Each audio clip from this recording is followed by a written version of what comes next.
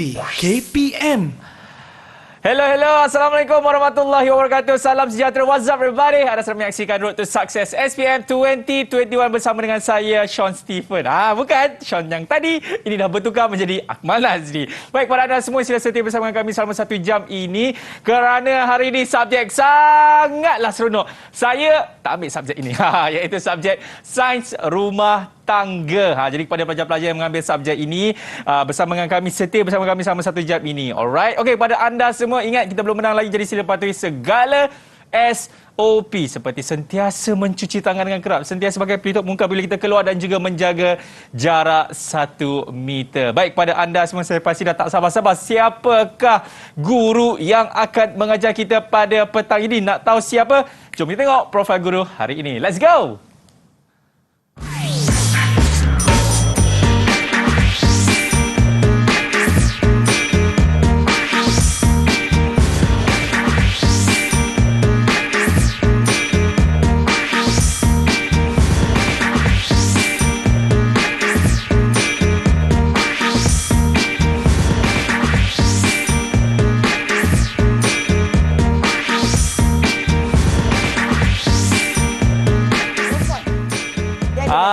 Itu dia cikgu yang akan mengajar kita.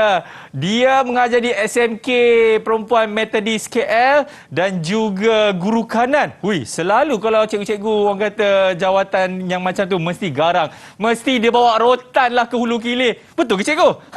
Itu dia, kita ada Cikgu Eliza. Assalamualaikum. Waalaikumsalam warahmatullahi wabarakatuh. Tak garang pun? Belum keluar lagi Belum keluar lagi. Cikgu, hari ni kan subjek kita nak belajar Sains Rumah Tangga, betul cikgu? Betul. Ini subjek yang saya pasti kalau pelajar-pelajar perempuan lah kan? Ada juga lelaki. Ada juga lelaki. Yang mengambil subjek ini mungkin diorang rasa macam sangat-sangat seronok sebabnya inilah subjek yang orang kata nak cantik dalam sijil. Kan? Tapi cikgu, itu semua orang kata waktu zaman-zaman KBSM. Dan sekarang ini dah tukar format iaitu KSSM. Jadi macam mana cikgu? Adakah ianya banyak berubah dari segi sistem pembelajaran dia ataupun masih sama juga cikgu? Ya, untuk SRT dia tak berubah banyak. Dia masih sama dengan yang silibus lama. Cuma adalah beberapa penambahbaikan sikitlah.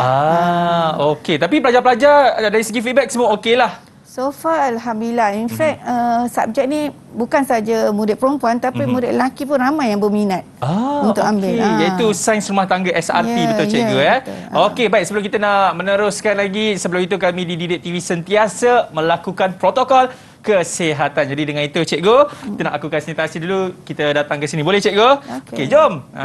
Let's go. Okey, kalau dekat sini ada hand sanitizer, jadi cikgu boleh gunakan terlebih dahulu. Silakan cikgu. Okey. Banyak bangku masa cikgu. Besar cincin dia. Okey. Alright, kita gunakan hand sanitizer ini supaya kita terhindarlah dari segala orang kata wabak-wabak yang kita tahu ni kan cikgu. Okey, baik.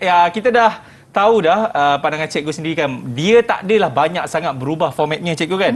Bagi subjek Sains Rumah Tangga ini. Tapi kita nak tahu juga pandangan pelajar mengenai subjek ini. Senang ke? Susah ke? Jom kita tengok dan selepas itu kita akan berhenti rehat. Let's go. Didik TV KPM. Saya Nurdin Hani. Saya meminati subjek SRT kerana subjek ini bagi saya memudahkan saya untuk skor di dalam exam.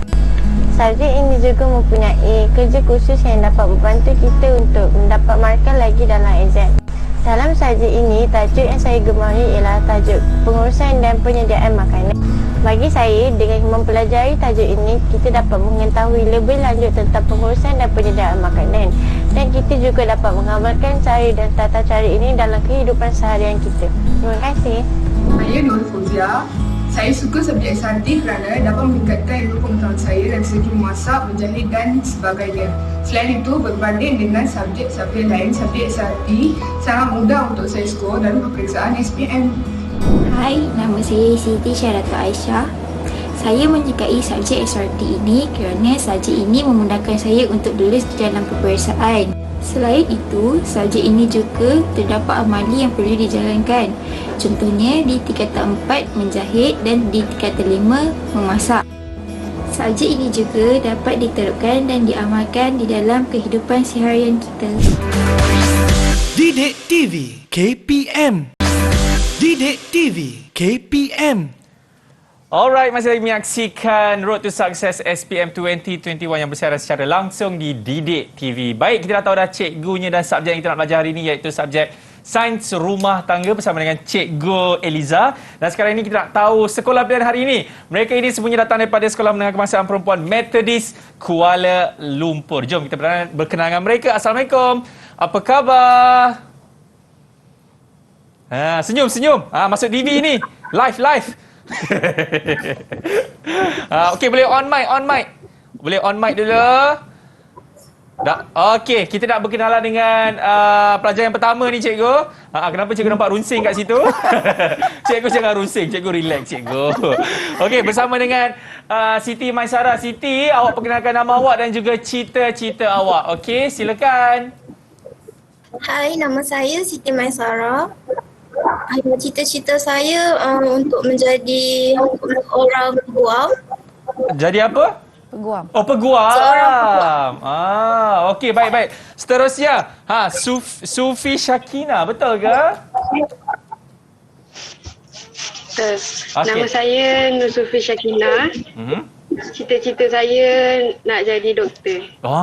Alhamdulillah. Okey, seterusnya Nat. Nat ni mesti main sukan kat sekolah ke? Tak dengar. Nat. Yuhu. Nat. Ya, saya. Kenalkan nama dan juga cita-cita awak. Ya, silakan.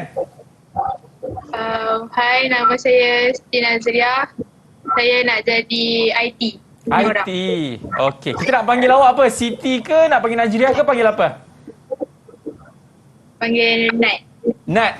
Okey, betul. Alright, seterusnya yang ada kipas kat belakang betul-betul belakang dia tu. Silakan kenalkan diri awak. Hai, nama saya Nurul Balkis. Cita-cita saya nak jadi pensyarah. Wah, insya-Allah. Okey, seterusnya Nurul Amirah. Hai, nama saya Nurul Amirah. Cita-cita saya ingin jadi guru kaunseling. Oh, guru kaunseling. Cikgu, ini pertama kali saya dengar, cikgu. Seorang murid ingin menjadi guru kaunseling. Bagus. Okey, dan terakhir sekali, siapa namanya ni? Hai, nama saya Nur Ferina Syaila. Cita-cita saya ingin menjadi seorang pengacara. Yeah. Kita dah jumpa dah pengganti Wani Kerry, Nisa K dan juga Syamira. Wah, awak nak jadi pengacara, betul ke? Ya, betul. Siapa idola awak?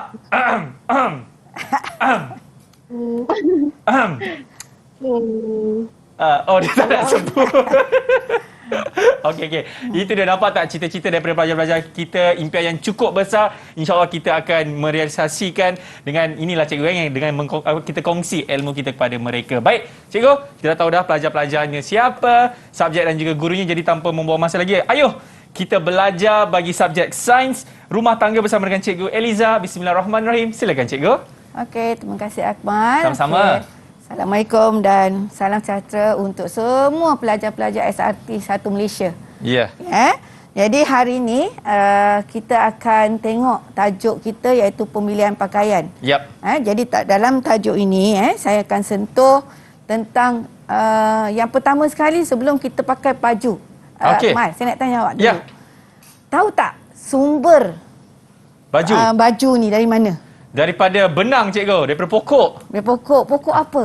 Pokok kapas. Okey, betul. Pandai. Tak ambil SRT pun dah pandai. Alhamdulillah. Cikgu, saya tembak je tadi, cikgu. Okey. Jadi maknanya bila semua orang memakai pakaian. Ya. Jadi bila kita pakai baju, maknanya kita kena tahulah sebersikit daripada mana sumber pakaian kita dibuat sebabnya kita nak tahu pakaian tu sumber tu sesuai dengan situasi yang macam mana. Kalau kapas untuk apa, kalau benang sutera macam mana, kemudian macam mana dan kenapa ada harga kain yang mahal, yang murah. Semua tu daripada sumber-sumber yang kita perolehi lah. Jadi kita teruskan. Jadi untuk subjek kita, tajuk kita akan pergi kepada satu persatu berdasarkan kepada hasil pembelajaran. Atau kalau dulu kita sebut sebagai objektif. Objektif pembelajaran. Jadi untuk bahagian ini kita nak tahu, kita nak kena kenal jenis-jenis gentian dan sumbernya dari mana. Kemudian selain daripada tu, nama. Kita kena tahu juga sebab setiap kapas ni pula dia ada berbeza-beza nama kapas. Sebab kapas ni pula dia ada kualiti-kualiti dia. Jadi itu sebab kita nak kena tahu nama-nama gentian dan ciri-cirinya. Okey. So, dekat sini saya ada sediakan. Jadi gentian terdiri daripada gentian asli dan juga gentian buatan. Apa yang dikatakan asli iaitu daripada alam semula jadi. Alam semula jadi yang kita ambil daripada tumbuhan dan haiwan.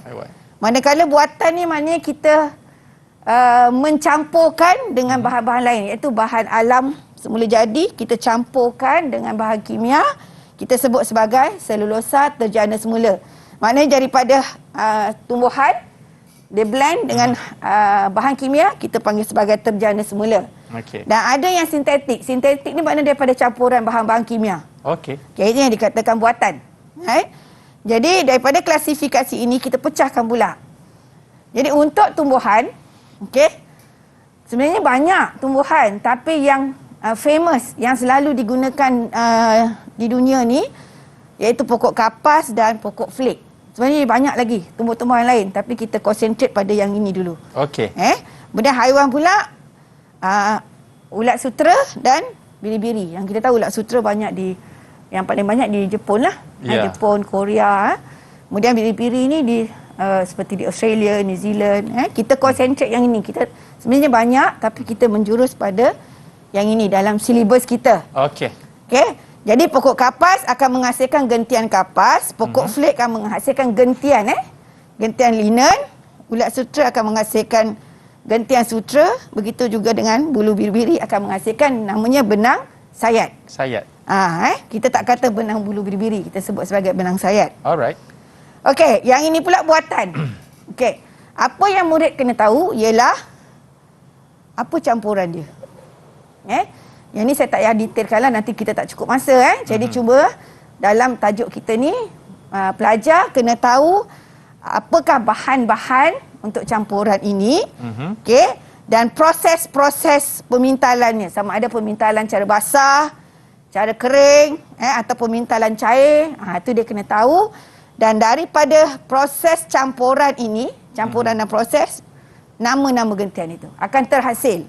Contoh kalau buatan yang selulosa terjana semula yang dicampur tumbuhan dan bahan kimia, ini adalah contoh gentian dia, iaitu viskos, asitat dan triasitat. Manakala kalau 100% bahan kimia, yang paling famous dan paling murah yang banyak digunakan untuk membuat pakaian kita ialah polyester. Betul. Kan selalu kita dengar polyester kan? Banyak. Akrilik, poliamida, nylon. Nylon ni contohnya payung kita. Jadi yang ini gentian buatan. Seterusnya, ini yang saya cakap tadi. Daripada gentian tadi, kita dah tahu daripada mana sumbernya. Seterusnya kita kena tahu nama-nama. Contoh kapas. Kapas ni ada banyak. Contoh fabric drill. Apa contoh drill? Contohnya ialah daripada pakaian seragam tentera. Pakaian tentera sebab dia tebal. Tebal. Kenapa kapas? Sebab dia nak menyerap peluh lah. Jadi contoh drill.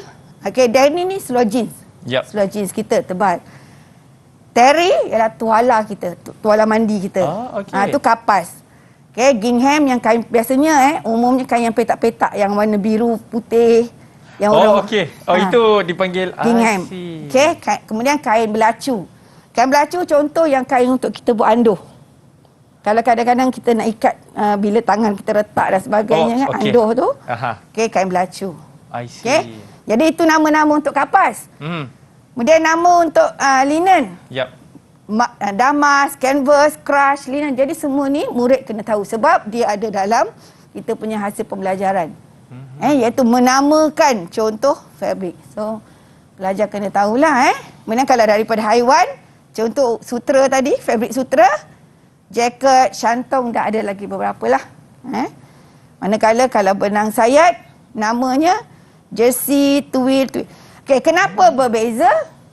Sebab cara tenunan. Cara tenunan berbeza. Itu sebab nama berbeza, kualiti yang digunakan juga menyebabkan perbezaan. Okey. Jadi itu yang menyebabkan setiap fabrik ni dia ada nama-nama dia mengikut pada tenunan dan campuran bahan-bahan tersebut. I see. Okey? Okey. Okey, seterusnya. Pelajar-pelajar okey ke? Faham? Okey, ini sebenarnya ulang kaji kepada murid tingkatan 5 dan juga murid tingkatan 4 sekarang ni, sebab sepatutnya di peringkat ini mereka dah sampai ke tajuk inilah. Ya. Okey, manakala untuk gentian buatan pun sama, setiap gentian dia ada contoh-contoh fabrik juga. Okey, contoh viscose, Fortisan, Dexpam dan Bambergs. Jadi yang ini semua ni adalah nama-nama sama juga, walaupun dia gentian buatan, tapi still kandungan itu yang membezakan, yang menyebabkan perbezaan kepada nama-nama gentian ini. Jadi pelajar kena tahulah. Jadi daripada nama-nama gentian ini, jadi mereka kena tahu ciri-ciri. Untuk setiap gentian. Jadi setiap gentian ini sama ada gentian asli ataupun gentian buatan, ciri-ciri ini mereka perlu tahu sehingga lebih kurang 7 ciri. Setiap ini mereka kena tahu ada 7 ciri, sama ada daripada segi keselesaan. Keselesaan ni mana bila kita selesa pakai ke tak? Berpeluh ke tak? Panas ke tak? So selesa dipakai atau tak selesa? Sejuk, lembut. Kalau melekat dekat badan ni biasanya jenis kain buatan. Oh, kain buatan. Polyester. Polyester kan bila kita pakai, terutama bila panas, rasa tak selesa pakai. Okey. Kekenyalan ni maksudnya renyuk. Oh, okey. Renyuk. Jadi contoh kalau kain kapas. Kapas kalau kita pakai, kita basuh jadi macam mana? Renyuk kan? Kita kena gosok. Betul. Kalau kain polyester, kita pakai, tak perlu gosok kan? Sebab dia tak renyuk. Jadi itu dinamakan kekenyalan. Mudah renyuk ataupun tak mudah renyuk. Atau lagi satu, kenyal kita kata. Kenyal tu samalah. Renyuk atau tak. Keteguhan ni maksudnya ketahanan dia kepada air. Kadang-kadang setengah baju, setengah fabrik, dia tak berapa tahan pada air, dia reput. Kan? Okey. Contoh fabrik sutera. Sutera dia tak boleh sangat dekat air kan. Itu yang kita kena dry clean. Yes. Bila yang 100% sutera. Begitu juga dengan benang sayat. Kan itu sebab ada setengah fabrik kita kena hantar dry clean. Kita tak basuh. Sebab dia tak boleh kena air. Saya tak mampu lagi lah cikgu pakai sutera. Saya pakai cotton je cikgu. Okey, kemudian kekondaksian haba ni maknanya dari segi pengalih haba. Jadi kalau kita tahu, kalau pengalih haba ni fabrik daripada gentian asli lah yang paling baik. Sebab dia sejuk.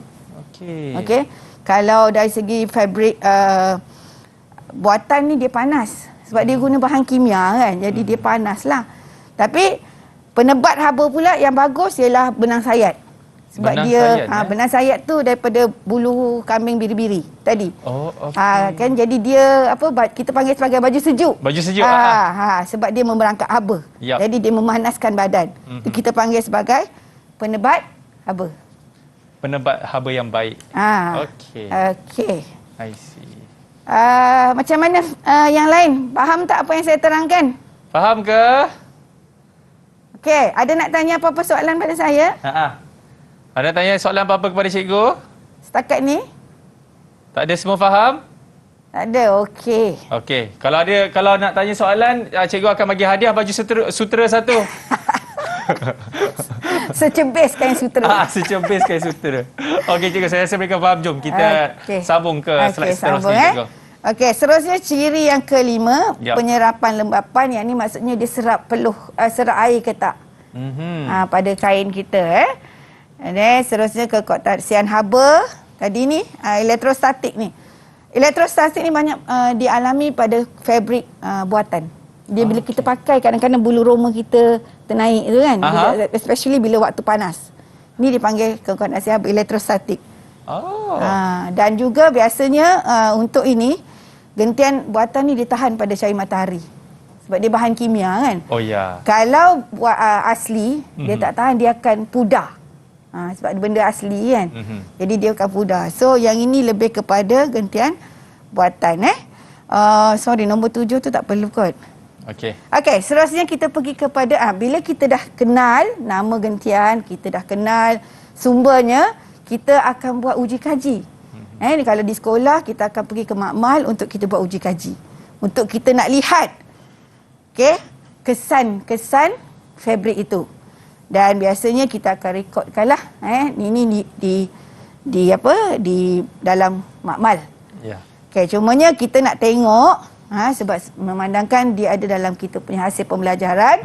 So kita nak tengok apa hasil dia. Contoh kita yang pertama bila kita uji di dalam makmal, iaitu yang pertama kita hampirkan dekatkan fabrik pada api. Dekatkan saja, kita tengok apa kesan dia. Okey.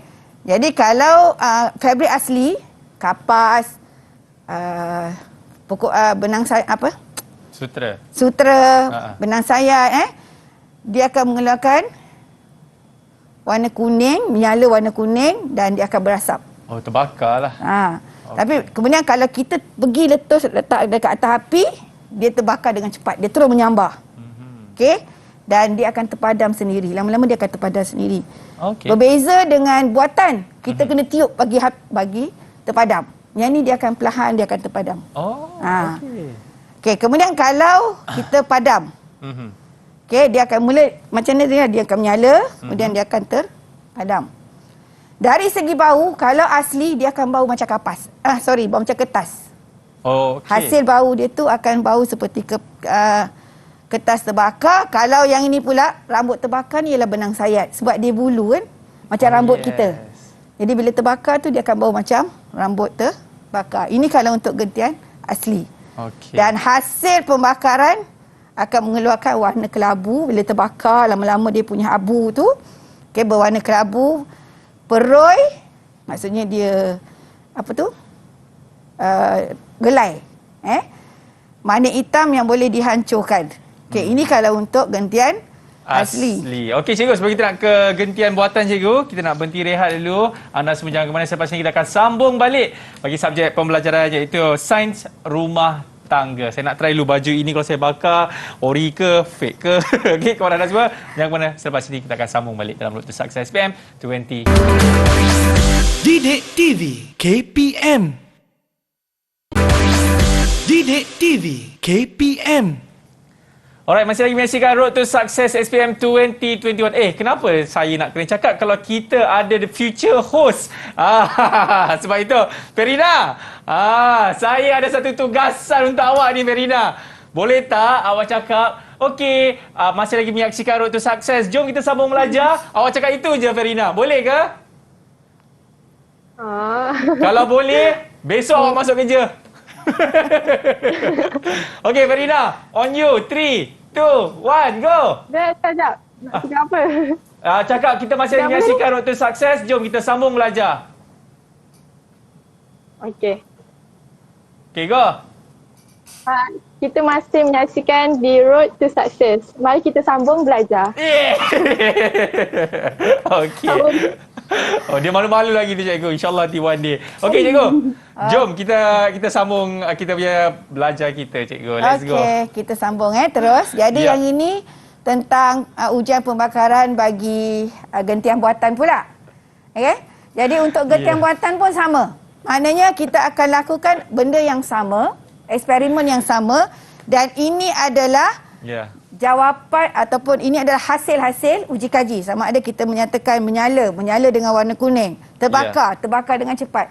Jadi ini adalah hasil-hasil uji kaji yang perlu murid nyatakan nanti. Kalau katalah soalan peperiksaan minta, jadi jawapan mereka kenalah seperti apa yang mereka lakukan di dalam makmal lah. Jadi saya tak teruskan sebab kita ada beberapa lagi tajuk yang lain. Alright. Okey. Jadi kita dah tengok nama gentian, sumber gentian, ciri-cirinya. Seterusnya kita nak lihat pula kesesuaian gentian tadi. Kesesuaian gentian tadi untuk dibuat pakaian. Untuk apa fungsi dia setiap fabrik. Jadi contohnya dekat sini. Kesesuaian dia contoh fabrik kapas. Apa yang sesuai untuk fabrik kapas. Begitu juga dengan linen, sutra dan benang sayat. Okey. Jadi saya tak cerita banyak tentang perkara ini. Cuma saya nak highlightkan iaitu setiap fabrik ini dia ada kesesuaiannya untuk setiap aktiviti. Bukan maknanya kalau sutera tu kita boleh guna untuk sukan. Sutera biasanya untuk pakaian di tempat-tempat rasmi. Okey, biasanya tempat-tempat rasmi sutera ni. Kalau kapal sesuai untuk aktiviti riadah. Sebab dia menyerap peluh. Jadi casual lah orang cakap. Yes, casual. Jadi kalau benang sayat, dekat mana pula untuk baju sejuk atau kot sesuai untuk membuat jadi cuma satu jersey. Nampak ni, jersey ni kadang-kadang orang kita beza. Jersey yang dipakai ni sesuai untuk pakaian sukan. Jersey yang pemain-pemain bola sepak pakai, jersey dia orang mahal kan. Betul, ada orang ada player issue. Jadi itu bukan jersey yang kita pakai, jersey-jersey yang murah tu, itu polyester. Yang ni jersey yang sesuai untuk permainan sebab kita tahu sana cuaca sejuk. Yes. Kan? Jadi dia ada. Oh, cikgu kaki bola tak adalah kaki bola tapi tengok Euro lah ni. Okey. Jadi itu ada perbezaan. Nanti orang heran kenapa jersey ni kan. Jadi kita ini ialah untuk di negara barat. Baik. Okey. Ini pula untuk buatanlah kesesuaian yang perlu untuk disesuaikan dengan fungsi fabrik itu. Okey. Jadi ni pun samalah. So, yang inilah menguraikan peranan dan faktor yang mempengaruhi pemilihan pakaian. Okey, jadi peranan pakaian. Kenapa kita pakai baju? Kenapa kita pakai baju, cikgu? Soalan ni, cikgu. Kalau saya salah jawab, habis saya viral sekejap lagi ni, cikgu. Saya play safe je lah, cikgu, jawapan saya. Yalah, untuk kita menutup aurat. Okey, itu play safe lah tu. Jadi, bahaya soalan cikgu ni, bahaya. Jadi, kenapa kita memakai pakaian? Jadi, pakaian ni sebenarnya dia akan memberi banyak persepsi. Banyak sebab kita memakai. Satu, identiti. Okey, kita memakai pakaian contoh tentera lah, senang. Baik. Tentera pun kalau kita tengok ada tentera laut, tentera udara, pakai uniform dia, mereka berbeza kan. Sebab dia akan melambangkan pekerjaan. Baju tentera lain, baju bomber lain, baju polis lain. Betul. Jadi dia akan melambangkan identiti mereka, siapa mereka. Kan? Jadi itu satu. Yang kedua, kita pakai baju of course lah untuk melindungi daripada cuaca. Jadi semua ni dia ada, kesemuanya ada 6. Okey. Antaranya perlindungan khas. Pakaian untuk perlindungan khas. Contoh bomber. Okey. Bila kalau pakaian biasa celoreng warna oranye kan. Ada t-shirt dia juga kan.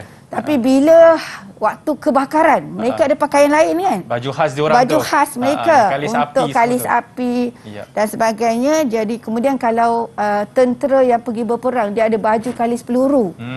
Okey, kemudian katakan orang yang nak naik gunung Everest, dia ada baju dia pula untuk baju yang kalis sejuk. Semua tu. Jadi peranan pakaian lah tu. Maknanya dia ada peranan dia tersendiri. Okey. Dan budaya. Okey. Tambah kita di Malaysia ni macam-macam budaya. Betul. Jadi contoh orang Melayu apa baju dia. Orang Kadazan, orang di Sabah Sarawak lagi macam-macam baju. Jadi dia juga akan menambangkan budaya. Jadi kemudian tujuan kita pakai ialah untuk aktiviti formal atau tak formal. Peranan kita. Yang kedua style. Style ni sekarang ni kalau kita banyak pakai, bukan kata makanan hipster, baju hipster pun banyak kan. Jadi juga akan peranan dia lah, menunjukkan peranan dia. Style seseorang style itu. Seseorang. Kan, dia style, suka jenis style yang macam mana. Yang jenis yang suka pakai baju yang koyak-koyak, baju yang banyak aksesori. Jadi itu juga melambangkan style seseorang, dia suka yang macam mana. Cikgu punya style macam mana, cikgu? Saya suka yang simple. Simple less is more. Betul. Yang penting cincin besar. Itu ialah aksesori, itu bukan pakaian. Okey. Okey. So, Seterusnya, selain daripada peranan, okey. Yang ini sebab menangkan mereka dah belajar. Okey. Boleh nyatakan kepada saya faktor yang mempengaruhi, saya tutup je ni. Sorry. Faktor yang mempengaruhi pemilihan pakaian. Siapa nak jawab? Okey, Balkis. Saya nampak dah angkat tangan. Tinggi dah angkat tangan. Silakan. Faktor yang mempengaruhi. Keperluan fisiologi. Okey, lagi? Lagi 8. Geografi. Okey. Lagi 7. Pekerjaan. Budaya. Okey. Kemajuan teknologi. Keperluan sosial. Ya. Pendapatan dan kemampuan. Baiklah. Bagus. Awak memang hafal Wah. Oh, ada buku teks kat depan. Okey, faham. Tak ada cik. Nampak muka Balkis. Saya hafal, okey. Tahniah Balkis. Okey. Seterusnya. Jadi faktor-faktor pemilihan pakaian. Jadi macam kenapa kita memilih pakaian juga. Ya. Jadi sebenarnya inilah faktornya antara faktor-faktor yang menyebabkan seseorang itu memilih pakaian. Okey. Contoh pendapatan lah. Kita tengok pendapatan. Okey, pendapatan ni kalau kita lihat ada setengah orang dia nak pakaian yang mahal. Okey, yang mahal. Tapi dan dia mampu untuk beli yang branded. Ada setengah orang dia cuma setakat mampu beli yang murah tapi nampak cantik. Betul. Jadi dia bergantung juga pada pendapatan. Dan juga style cikgu sebenarnya. Style dia betul. Kadang-kadang style yang cantik tu tak semestinya mahal. Betul. Ada yang murah kan. Jadi dia bergantung pada pendapatan dan kemampuan. Kemudian geografi. Kita memilih pakaian juga ikut geografi. Contoh kalau kita di Malaysia. Cuaca kita panas dan sejuk. Hujan ribut. Kan jadi adakah sesuai kita memakai baju daripada benang sayat? Ui, taklah cikgu. Kan dah lah mahal satu. Kemudian dia berpeluh lah kita pakai nanti kan sebab dia penebat Jadi sutra, adakah sesuai kita pakai sutra dalam keadaan kita sekarang ni?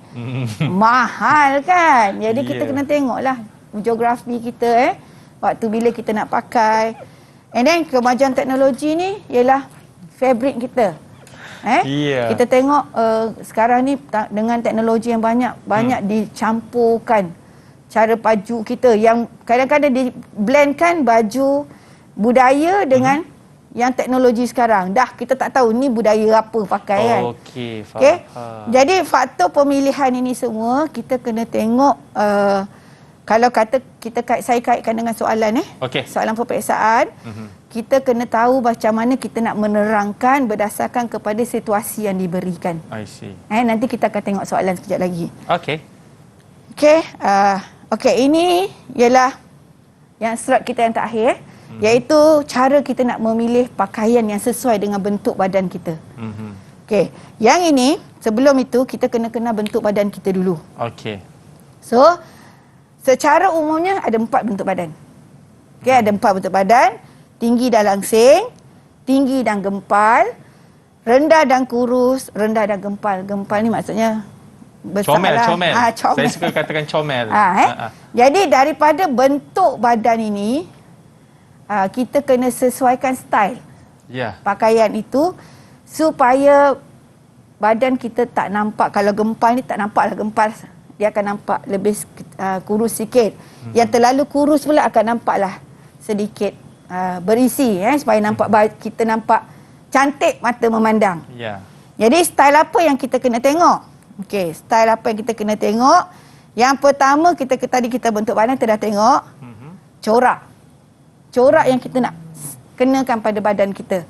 Supaya corak besar, orang besar tak besar lagi. Jadi dia akan opposite. Nanti kita akan tengok. Tapi kita tengok warna, tekstur, garisan dan cantuman. Saya kena pergi. Okey, contoh ni corak tadi. Corak kecil akan menampakkan lebih langsing dan kurus. Okey.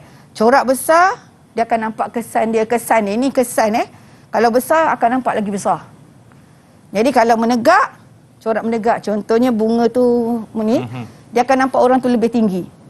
Manakala corak melintang dia akan nampak orang tu lebih lebih besar. Jadi corak ni kena opposite dengan bentuk badan. Okey, iaitu ni warna pula. Warna panas, warna sejuk. Kadang ni mereka suka pelajar murid Jadi lebih baik mereka spesifikkan warna supaya nampak dia punya kesan. Jadi warna merah, kuning atau panas. Panas ni maksud warna terang. Okey. Orang yang kurus akan nampak lebih gempal. Orang yang gempal akan nampak lebih langsing. Kalau untuk warna sejuk, warna gelap. Okey. Ini tekstur. Tekstur ni maksudnya dari segi fabric kita. Kita pegang. Bila kita pegang fabric tu ataupun bila kita lihat berkilat. Contoh baju saya ni berkilat. Cikgu. Bersilau. Tiba-tiba mata saya macam bersilau lah cikgu. Itu baru baju belum lagi cincin. Cikgu, kita nak bertindak dulu boleh cikgu? Okey, kepada anda semua jangan bersilau sangat. Okey, selepas ini kita akan sambung balik bagi ini dia. Antara tekstur fabric dalam Road to Success SPM 2021. Selepas ini. Didik TV KPM. Didik TV KPM. Masih lagi menyaksikan Road to Success SPM 2021. Nampak ada kelainan di situ kan? Tapi macam tak jadi. It's okay. Alright, kepada anda semua, kita masih lagi di texture fabric. Tadi kita dah tahu dah antaranya berkilat macam baju cikgu. Silau. Seterusnya cikgu, kita ada apa lagi cikgu? Nampak macam ada kusam di sini dan sebagainya. Silakan cikgu. Okey. Berkilat tadi maksudnya akan beri kesan. Okey.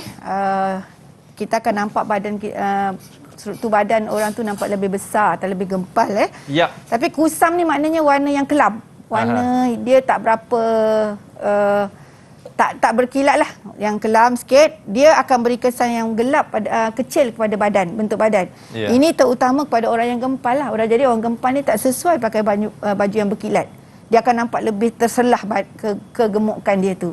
Kecomelan dia tu tercelah Kemudian look Sina ni maksudnya nampak shining macam berkilat. Dia dan fabric dia tu daripada organza ataupun organdi. Ini biasanya untuk pakaian malam. Pakaian untuk pergi dinner malam-malam tu kan. Jadi dia nampak macam shining berkilat. Cantik lah. Cantik Okey, yang ini juga akan beri kesan besar pada badan ataupun gempal. Kasar seperti denim dan canvas. Jadi untuk denim canvas pun tak sesuai untuk orang badan gempal. Okey, dan tebal. Fabric yang jenis tebal. Okey. Yang tebal ni biasanya contoh benang bulu. Okey, juga akan beri kesan yang lebih besar. Ini orang cakap sekadar info lah cikgu kan. Info dan juga maklumat untuk digunakan semasa nak menjawab peperiksaan. Tapi saya rasa cikgu kan, sebenarnya kita tak kisah pun kita bersaiz macam mana. Yang penting kita kena confident. Betul cikgu kan? Betul. Tak kisah awak nak pakai jenis apa pun. Yang penting kalau awak confident, memang terbaik lah. Okey. Jadi daripada situ kita kena lihat kita akan lihat elemen untuk kita nak reka style pakaian kita. Bila kita diberi soalan ataupun contoh kita diberi tugasan untuk mereka pakaian. Mereka style pakaian. Biasanya untuk yang ni fashion designer. Okay. Jadi untuk mereka style pakaian, perkara ini mereka perlu ambil kira. Iaitu dari segi jenis fabric yang tadi kita tengok organza, organdi tadi. Jenis fabric yang kita nak pakai. Garis leher. Okay. Lengan, corak, warna, hiasan dan juga garisan dan cantuman. Jadi elemen ini perlu di-blend untuk mereka bentuk style pakaian. Yang ini saya dah rumuskan. Elemennya ada 7 elemen style pakaian dengan bentuk badan. Supaya bila kita blendkan elemen ini dengan bentuk badan, kita akan dapat satu bentuk badan style pakaian yang sesuai dengan bentuk-bentuk badan tadi. Okey. Jadi kalau kita tengok hasil pembelajaran dia, melakar dan melabel. Jadi bila kita nak melakar, melabel, okey, murid kena lakar tu maknanya lukis. Lukis style pakaian dan labelkan style pakaian ini. Okey, berdasarkan kepada yang jadual yang jadual inilah rumusan yang saya buatlah. Maknanya kalau untuk orang tinggi langsing, apa garis leher yang sesuai untuk dilakarkan, apa lengan, garisan cantuman warna, semua tu. Jadi daripada jadual ini, bila kita nak lakar, kita akan lakar dan kita kena labelkan.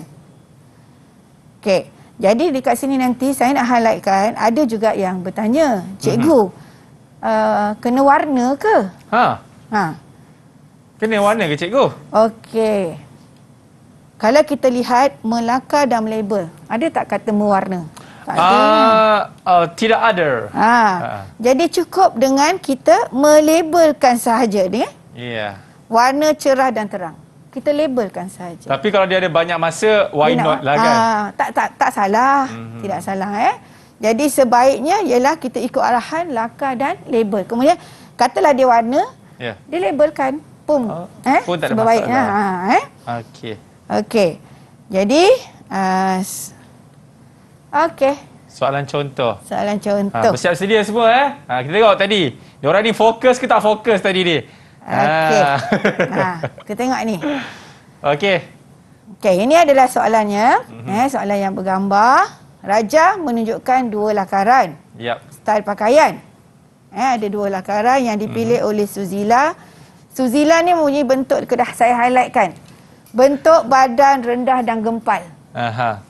Jadi, Suzila dah diberi dua lakaran. Jadi, arahannya ialah berdasarkan rajah tersebut, kenal pasti ciri style pakaian itu kepada Suzila. Okey, jadi ni. Jadi kenal pasti lakaran itu kepada Suzila. Okey. Jadi berdasarkan soalan tadi, tentukan lakaran mana yang sesuai dengan Suzila dan cadangkan dua warna yang sesuai untuk Suzila. Okey. Kita tanya volunteer cikgu boleh boleh. Okey. Ini jawapan. Ada volunteer ke? Okey. Siapa nak jawab? Ada siapa nak jawab soalan ini? Cepat cikgu nak bagi baju sutera ni. Takkan tak nak? Ada ke volunteer? Mungkin Nat. Mana pergi tadi? Kena hijack ke tadi? Nat boleh Nat? Okey Nat, silakan Nat.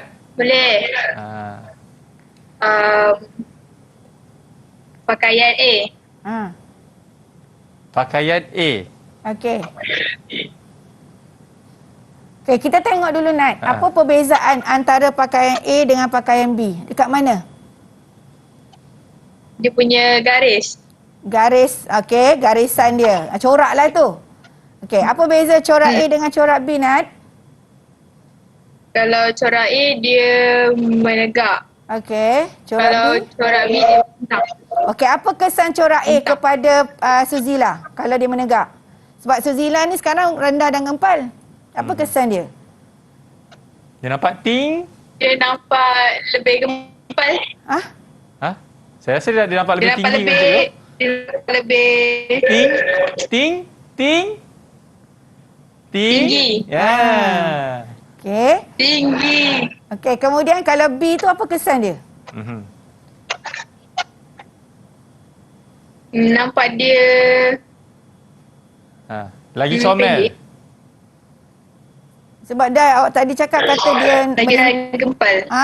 Ya betul. Dia akan nampak lebih gempal sebab corak dia tu kan. Okey, selain daripada garis leher, Sufi. Siapa cikgu? Sufi. Okey. Apa Terima kasih Nat. Thank you Nat. Apa perbezaan selain daripada garis leher? Apa corak tadi?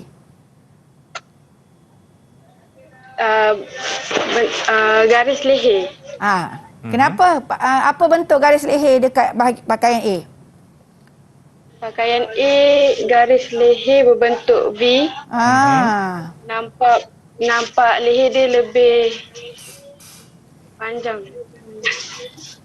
Lebih jinjang ataupun panjang betul juga. Tapi jinjang. cantiknya jinjang Okey, kalau garis leher bentuk B tu bentuk apa?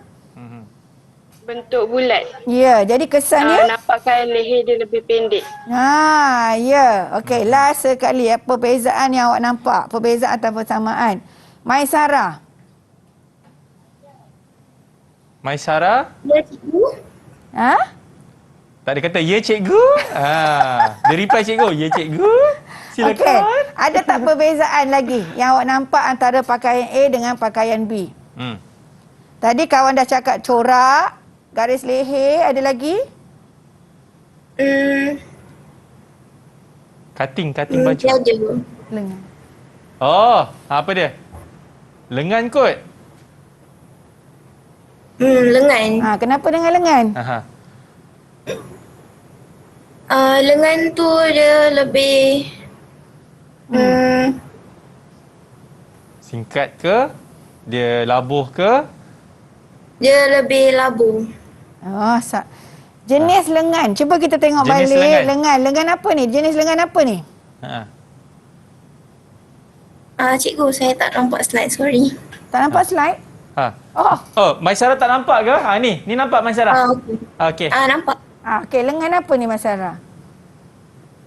Lengan dia ada corak panjang-panjang. Itu tadi corak kawan dah sebut. Ini Ada siapa-siapa nak bantu? ada siapa boleh bantu tak? Maisara? Pengacara Saya, ataupun Siapa? Amira. Amira boleh? Saya. Okey. Lengan pakaian A tu dia padanan rata. Lagi B? B pula lengan dia pun padanan rata. Ya, okey. Jadi apa kesan dia kepada Suzila ni? Kalau dua-dua pakaian ni lengan padanan rata. Akan nampak dia lengan tu jadi kurus. Kurus atau kecil Okey. Jadi kita tengok Jadi perbezaan dia sebenarnya kalau kita lihat bila keluar soalan yang begini, bila dia kata okeylah saya keluarkan bila soalan ini kenal pasti, bila perkataan soalan kenal pasti, maknanya kita kena lihat perbezaan di antara kedua-dua pakaian ini. Okey, kita kena lihat dan kita kena pasti perbezaan antara kedua ini dan kita kena nyatakan sebab. Contoh ni. Garis leher ni berbeza dengan garis leher ni. Okey, ini dinamakan kita kenal pasti. Kemudian corak. Corak ni dengan corak ni tak sama. Betul. Okey. Kemudian apa lagi? Kita nampak lengan, sebab tadi kita dah tengok elemen tadi ada lengan. Jadi lengan ini dengan lengan ini sama. Kenapa pula ada dua berbeza, satu sama? Sebab dia nak minta pelajar tahu sebab. Jadi bila sebab dia kita tengok. Garis leher bentuk V akan menampakkan lehernya jinjang. Garis leher bentuk bulat akan nampakkan lehernya pendek. Corak, kalau corak menegak akan berikan ilusi yang tinggi dan kurus tinggi, melintang beri kesan ilusi rendah gempat. Tapi lengan, untuk lengan padanan rata, lengan ini pada kedua-dua pakaian akan menampakkan lengan tu kurus. Kecil ataupun kurus pada lengan. Jadi dekat sini murid kena kenal pasti mana pakaian lebih sesuai. Sama ada A atau B itulah. A atau B setelah mereka mengenal pasti perbezaan ini dan kesannya kepada pakaian itu. Jadi untuk nak tentukan jawapan yang mana sesuai? A, cikgu. A. Ya, jawapan dia ialah A. Pakaian sesuai untuk Suzila yang rendah dan gempal ialah pakaian A. Jadi saya pasti pelajar-pelajar semua faham apa yang kita belajar hari ini, iaitu pemilihan pakaian. Kita kena tahu kita punya bentuk badan macam mana, cikgu kan. Stylingnya untuk apa, kita nak pakai baju tu untuk ke mana kan. Dan itulah baru kita boleh tentukan pakaian-pakaian apa yang kita nak pakai. Okey, nampak daripada air muka cikgu nampaknya cikgu akan pergi ke rumah mereka satu-satu ni. Kenapa tak dapat jawab tadi? Okey, jadi cikgu, mungkin ada ringkasan ataupun rumusan untuk pelajar-pelajar mengambil subjek ini cikgu secara ringkas. Silakan cikgu. Okey, jadi rumusan untuk hari ini ialah yang pertama, mereka kena tahu apakah sumber gentian yang ada, nama-nama gentian, faktor-faktor pemilihan pakaian dan juga style pakaian. Apa style pakaian ni, 7 elemen itu mereka kena ingat. Mereka kena tahu cara untuk melakar dan lepas melakar mereka kena tahu label dan akhir sekali mereka kena tahu beri justifikasi atau sebab. Yes. Untuk tajuk ini Okey cikgu, terima kasih banyak kepada Cikgu Eliza daripada SMK Perempuan Methodist Kuala Lumpur di atas perkongsian tadi dan juga pelajar-pelajar kita daripada Sekolah Menengah Kemansaan Perempuan Methodist juga. Saya doakan mereka ini semua berjaya dengan cita-cita yang apa yang diorang impikan dan juga nanti waktu SPM nanti cikgu kan. Okey, kepada anda semua kalau ada salah dan silap saya mohon maaf. Kita akan jumpa untuk subjek seterusnya insya-Allah di dalam Road to Success SPM 2020. Saya Akmal Nazri. Assalamualaikum. Bye. Hamsamida. Didik TV KPM. Assalamualaikum dan salam sejahtera.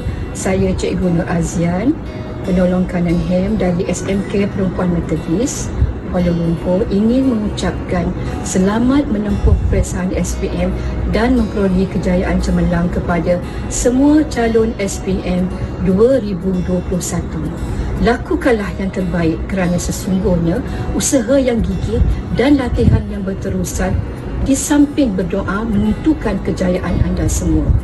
Semoga anda semua diberikan kesihatan yang sangat baik dan dipermudahkan semasa menjawab soalan peperiksaan nanti.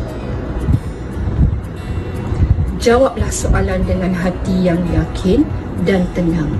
All the best, stay safe. Assalamualaikum dan salam sejahtera.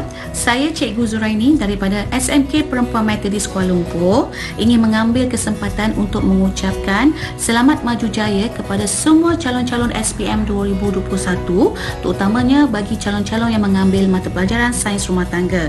Cikgu mendoakan semoga semua murid akan dapat terus belajar dan berusaha, jangan mudah putus asa dan teruskan berdoa semoga semua berjalan dengan lancar. Cikgu mendoakan semoga semua murid-murid dapat menjawab soalan SPM dengan baik. Akhir kata, stay safe and good luck.